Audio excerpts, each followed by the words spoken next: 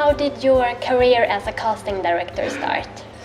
Well, I was working with Luc Besson, the French director, as everything. I mean, I would read scripts and go to see short films and go to the theater and go to drama schools to find young people because he wanted to produce. And then to make it short, naturally, I went more towards the actors because, I don't know, that's how I felt more comfortable. And then he started the preparation of his film, The Big Blue, and he said, oh, well, then you're going to do the casting. And I said, oh, well, sure. And that was it. But I mean, The Big Blue was like a big fraud on my side because I didn't know anything about casting. So I just had to learn while doing it. But that's how it started. What is your best advice to actors when they go to an audition? Be extremely prepared. So I should say work as much as you can.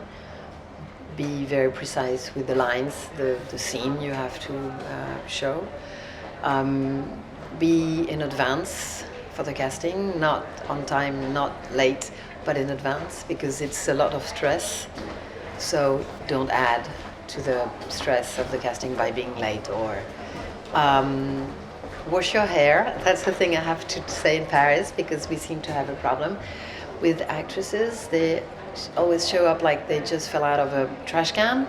So, you know, but the work is the most important thing. And also I think it's very important that when you go to a meeting, you know who you're meeting.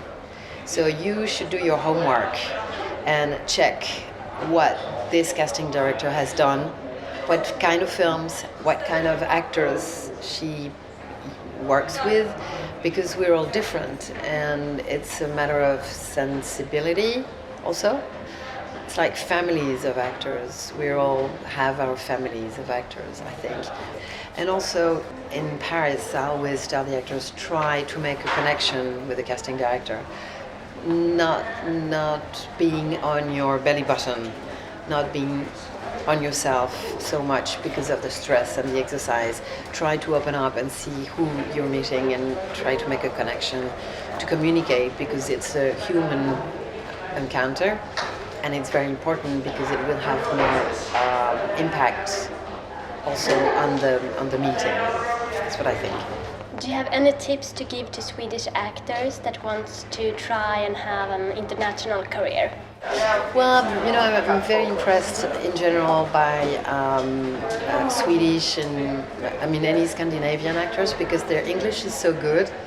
So I think it's much easier for them to get an international career compared to the French, who don't speak English at all, or so bad that, you know, it's a disaster.